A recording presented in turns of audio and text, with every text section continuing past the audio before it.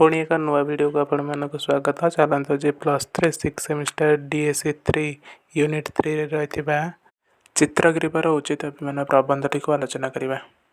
आपण चाहिए वीडियो को पॉज कर स्क्रीनशॉट नहीं पारे। चित्रग्रीवर उचित अभिमान गोलक बिहारी धल। ओडिया गद्य साहित्य प्रोफेसर गोलक बिहारी धल होती एक परिचित व्यक्तित्व। से अनेक प्रबंध भ्रमण कहानी जीवनी आदि रचना करी ओडिया गद्य साहित्य को समृद्ध करिसेंती। आलोच्य चित्रग्रीवर उचित अभिमान प्रबंधटी तांकर श्रेष्ठ प्रबंध मानक मध्य अन्यतम और श्रेष्ठ प्रबंध।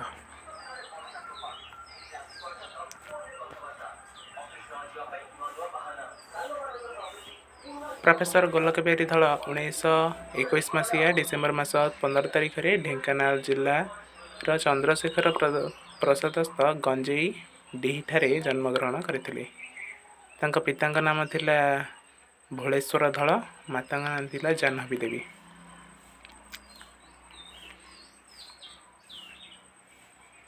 से एक जने भाषा विज्ञानी, अनुवादक, कृतिविद्य, गद्यशिल्पी भाव में बेस परिचित।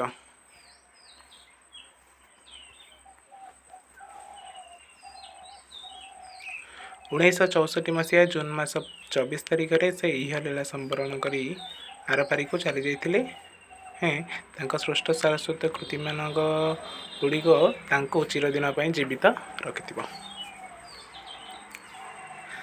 द्वारा रचित पुस्तक मानक मध्य रही ध्वनि विज्ञान, भाषाशास्त्र परिचय, मनीष भाषा, पेटर पवन, माटीर कथा, इंग्राजीर उच्च शिक्षा,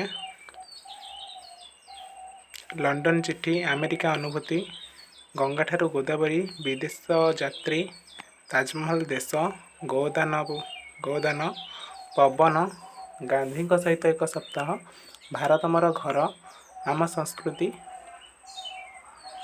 समाज, भाषा, संस्कृति, शिक्षा आदि को आधार कर से अनेक प्रबंध रचना करगुड़िक मध्य रही स्वाधीनतार नूतन मूल्यबोध, ओडिया केबे, विचार आलोचना, रामराज्य और रामायण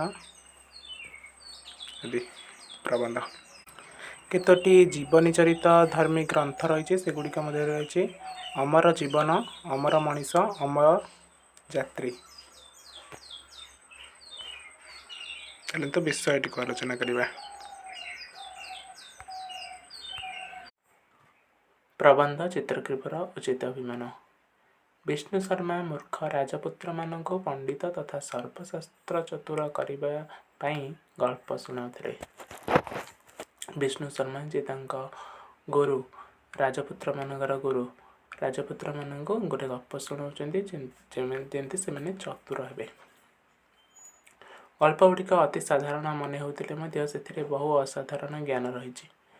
से जो गल्प शुणाउथिले से बहुत साधारण गल्पटी किंतु से असाधारण ज्ञान रही। अति जनाशुना कथाटीए कपतराज चित्रग्रीव कहानी। पिला बेले प्रायतः समस्ते पढ़ी चित्रग्रीव कहानी। कपतराज चित्रग्रीव सदल बले आकाशे उड़ी जाउथिबा बेले अरण्य मध्य तंडुल कणा देखि लोभरे ओह्लाई पड़ी जाल पड़ा। से कौन कहती ना चित्रग्रीव जे कपत से उड़ी जाउथिला आकाश रे दल होइकी उड़िकी जाउथिले। से तंडुल ने खुद कणिका देखिकी तले कोल्हाई आसी जाल पड़ते। जालर मुकुलिबा से जाई तांको बंधु मूषिकराज हिरण्यक निकट में पहुँचले। जालरू केमिति मुकुलिबे से जाइकी मूषिकराज हिरण्यक पाखरे पहुँचते। हिरण्यक तांको और तांको अनुचर मानको विपन्न देखि आश्चर्य हो गले। जहा हो बंधुक विपन्न देखि से प्रथम आसिले चित्रग्रीव भाष काटापी।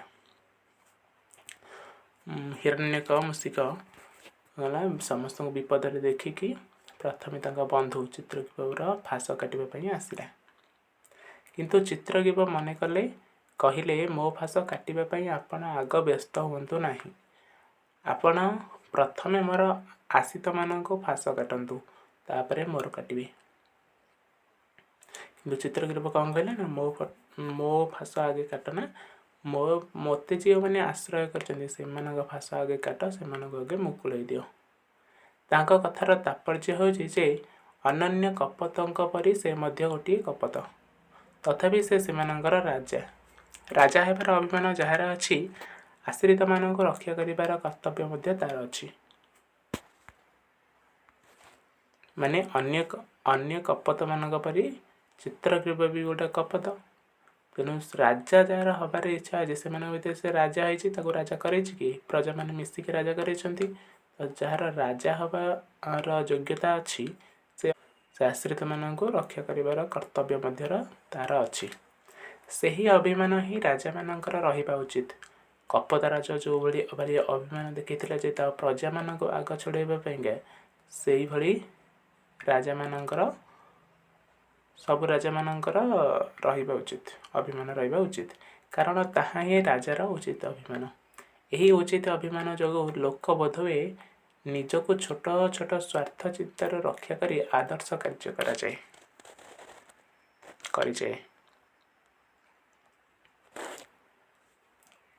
ସେତେବେଳେ ଖାଲି ଲଣ୍ଡନରେ କାହିଁକି ସମଗ୍ର ପୃଥିବୀରେ ଚହଳ ପଡ଼ିଗଲା। ସମ୍ପୂର୍ଣ୍ଣ ନୂଆ କଥା। ଇଂଲଣ୍ଡର ରାଜା ଅଷ୍ଟମ ଏଡୱାର୍ଡ ଜଣେ ପରିତ୍ୟକ୍ତା ଆମେରିକାନ ରମଣୀ ସିମ୍ପସନଙ୍କୁ ବିବାହ କରିବା ପାଇଁ ସ୍ଥିର କରିଥାନ୍ତି। ଚିତ୍ରଗ୍ରୀବ କଥା ଥିଲା କେବଳ ଏକ ଉଦାହରଣ। ଏ ବିଷୟଟିକୁ ଏହି ଢାଞ୍ଚାରେ ହିଁ କବି ଲେଖିଛନ୍ତି। ସେତେବେଳେ ଖାଲି ଲଣ୍ଡନରେ କାହିଁକି ସାରା ଦେଶରେ ଗୋଟେ ଚହଳ ପଡ଼ିଥିଲା ଯେ ଇଂଲଣ୍ଡର ରାଜା ଏଡୱାର୍ଡ ଜଣେ ପରିତ୍ୟକ୍ତା ରମଣୀ ସିମ୍ପସନଙ୍କୁ ବିବାହ କରିବା ପାଇଁ ସ୍ଥିର କରିଥାନ୍ତି। ଇଂଲଣ୍ଡର ରାଜବଂଶରେ ଏପରି ସାମାଜିକ ଅଧପତନ କେହି କେବେ ପରିକଳ୍ପନା କରିନଥିଲେ। ଯେହେତୁ ଇଂଲଣ୍ଡର ରାଜା ସିମ୍ପସନ ଏକ ପରିତ୍ୟକ୍ତା ନାରୀ, ତାକୁ ଯଦି ବିବାହ କରେ, ଏଭଳି ଭାବେ କେହି କେବେ ଭାବିନଥିଲେ ଯେ ଇଂଲଣ୍ଡରେ ଏଇଭଳି ଭାବେ କିଛି ଘଟିବ। ଇଂରେଜ ଜାତି ପରି ରକ୍ଷଣଶୀଳ ଜାତି ପୃଥିବୀରେ ଖୁବ୍ କମ୍। ଏହି ସମୟରେ ଇଂଲଣ୍ଡରେ ପ୍ରଧାନମନ୍ତ୍ରୀ ଥାନ୍ତି ବଲ୍ଡୱିନ୍। ଯେତେବେଳେ ଏଇ ଯେଉଁ ରାଜା ଆଉ ଜଣେ ପ୍ରଧାନମନ୍ତ୍ରୀ ଯେତେବେଳେ ଇଂଲଣ୍ଡରେ ଥାନ୍ତି, ରାଜା ହେଲା ଏଡୱାର୍ଡ, ପ୍ରଧାନମନ୍ତ୍ରୀ ହେଉଛନ୍ତି ବଲ୍ଡୱିନ୍। ବ୍ରିଟିଶ ପାର୍ଲାମେଣ୍ଟ ସ୍ଥିର କରିଥାନ୍ତି ଯେ ସିମ୍ପସନଙ୍କ ପରି ଜଣେ ସାଧାରଣ ପରିବାରର ପରିତ୍ୟକ୍ତା ନାରୀଙ୍କୁ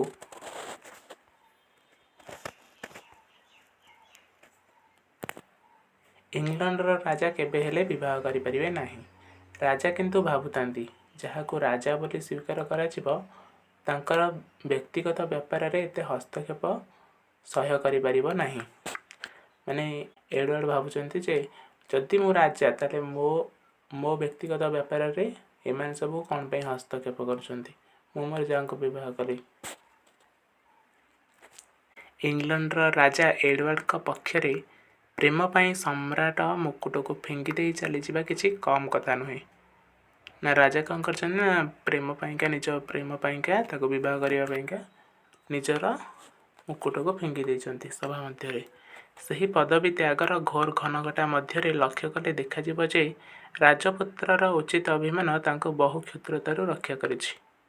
ବଲ୍ଡୱିନ୍ ଭାବିଥିଲେ, ବିଦାୟୀ ରାଜା ତାଙ୍କ ବିଦାୟ ଭାଷଣରେ ଯାହା କହିଯିବେ, ସମଗ୍ର ବିଶ୍ୱ ଜନତା ଉପରେ ନିଶ୍ଚୟ ତାର ପ୍ରଭାବ ପଡ଼ିବ। ବଲ୍ଡୱିନ୍ ଯେ ସେଠାକାର ପ୍ରଧାନମନ୍ତ୍ରୀ, ସେ ଭାବୁଛନ୍ତି ଯେ ଏଇ ବିଦାୟକାଳୀନ ଭିତରେ ଏଇ ରାଜା ଯାହା କହିଯିବେ, ଜନତାଙ୍କ ଉପରେ ତାହାର ପ୍ରଭାବ ପଡ଼ିବ। ସେ ଯେଉଁ ଧାରଣା ସୃଷ୍ଟି କରି ଦେଇଯିବେ, ତାହା ହୁଏତ ବହୁକାଳ ସ୍ଥାୟୀ ହୋଇ ରହିଯିବ। କହୁଛନ୍ତି ଯେ ସେ ଯେଉଁ ଧାରଣା ସୃଷ୍ଟି କରିଦେବେ ଲୋକଙ୍କ ମନରେ, ସେ ଧାରଣା ହୁଏତ ସବୁଦିନ ପାଇଁ ସ୍ଥାୟୀ ହୋଇ ରହିଯିବ, ବହୁକାଳ ଧରିକି। ତେଣୁ ସେ ଅନ୍ୟ ଜଣଙ୍କ ହାତରେ ରାଜାଙ୍କ ନିକଟକୁ କହି ପଠାଇଲେ ଯେ ସେ ରାଜା ବିଦାୟ ବାର୍ତ୍ତାରେ ବଲ୍ଡୱିନ୍ଙ୍କ ସପକ୍ଷରେ କିଛି କହିଲେ ସେ ନିଶ୍ଚୟ ଉପକୃତ ହେବେ। ବଲ୍ଡୱିନ୍ ଯେ ନିଜେ ନ ଯାଇକି ଅନ୍ୟ ଜଣଙ୍କ ହାତରେ ଖବର ପଠାଇଲେ ରାଜାଙ୍କ ପାଖକୁ ଯେ ସେ ଗଲାବେଳେ ବଲ୍ଡୱିନ୍ଙ୍କ ସପକ୍ଷରେ କିଛି କହିବା ପାଇଁକା। ରାଜା ଏକଥା ଶୁଣି ଟିକିଏ ହସିଲେ। ମନେ ମନେ ଭାବିଲେ, ଯେଉଁ ଲୋକ ତାଙ୍କୁ ରାଜଗାଦିରୁ ବିଦାୟ ଦେବା ପାଇଁ କୌଶଳ ଜାଲ ବୁଣିପାରେ, ସେ ଲୋକ ପୁଣି ତାଙ୍କ ପାଟିରୁ ପ୍ରଶଂସା ଶୁଣିବା ପାଇଁ ଏତେ ପାଗଳ। ଏକଥା ଯେତେବେଳେ ରାଜା ଶୁଣିଲେ, ସେ ଟିକେ ହସିକରି ମନରେ ଭାବିଲେ, ଯାହାଙ୍କ ପାଇଁକା ସେ ଆଜି ରାଜଗାଦିରୁ ବିଦାୟ ନେଉଛନ୍ତି, ସେ ପୁଣି ତାଙ୍କ ପାଟିରେ ପ୍ରଧାନମନ୍ତ୍ରୀଙ୍କ ସପକ୍ଷରେ କିଛି କହିବେ ଆଉ ତାଙ୍କୁ ତାରିଫ କରିବେ।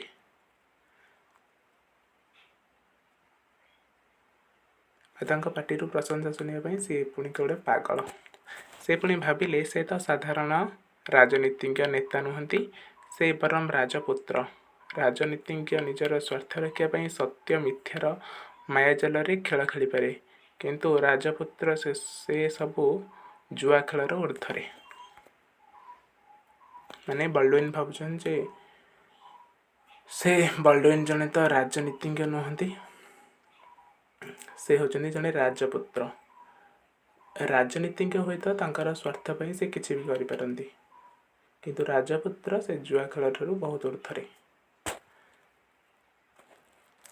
ଲଣ୍ଡନର ରାଜପୁତ୍ର କେବେ ଏତେ କ୍ଷୁଦ୍ର ହୋଇପାରେ ନା, କାରଣ ସେ ରାଜପୁତ୍ର। ରାଜପୁତ୍ରର ଆଦର୍ଶ ସାଧାରଣ ଜନତାର ଦର୍ଶନଠାରୁ ବହୁତ ଭିନ୍ନ। ତେଣୁ ସେ ସ୍ଥିର କଲେ, ନା, ଏହି ଶେଷ ମୁହୂର୍ତ୍ତରେ ମଧ୍ୟ ସେ କେବେ କ୍ଷୁଦ୍ର ହୋଇ ପାରିବେ ନାହିଁ। ବଲ୍ଡୁଇନଙ୍କ ବ୍ୟବହାରରେ ସେ ଯେତେ କ୍ଷୁଣ୍ଣ ହେଲେ ମଧ୍ୟ ତାକୁ ସେ କ୍ଷମା ଦେବେ ଓ ତାଙ୍କୁ ପ୍ରଶଂସା କରି ରେଡ଼ିଓରେ ଭାଷଣ ଦେବେ।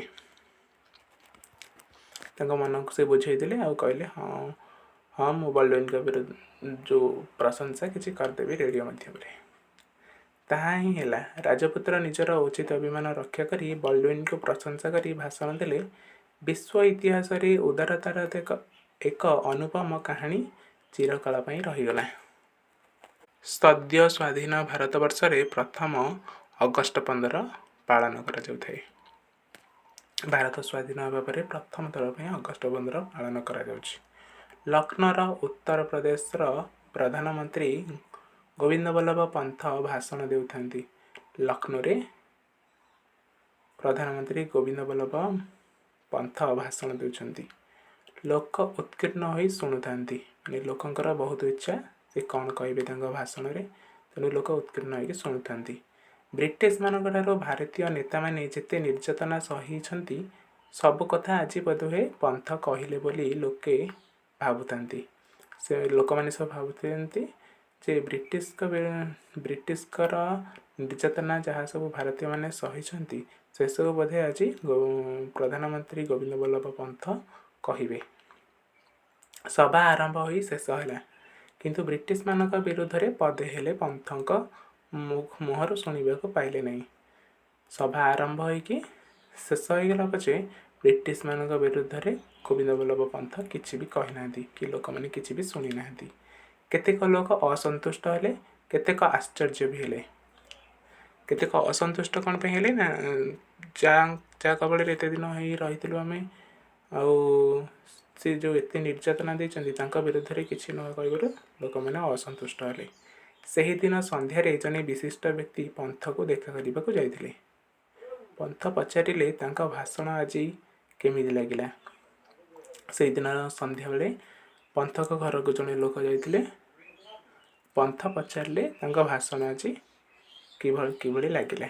ସେ ଭଦ୍ର ବ୍ୟକ୍ତି କହିଲେ, ତାଙ୍କୁ ଆଦୌ ଭଲ ଲାଗିଲା ନାହିଁ, କାରଣ ତାଙ୍କ ଭାଷଣରେ ବ୍ରିଟିଶମାନଙ୍କ ବିରୁଦ୍ଧରେ ପଦେ ହେଲେ କିଛି ନଥିଲା।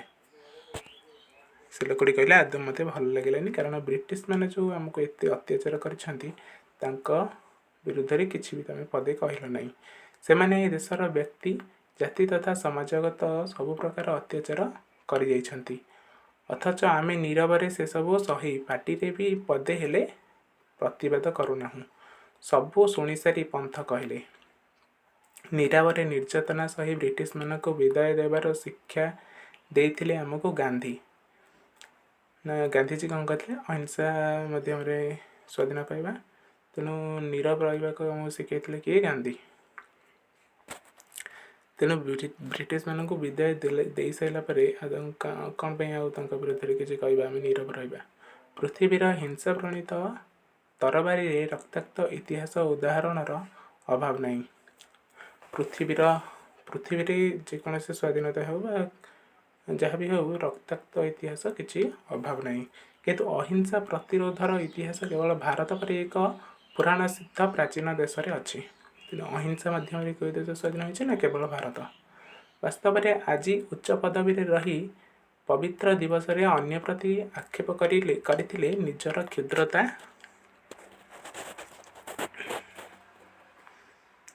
प्रकाश पाइथांता।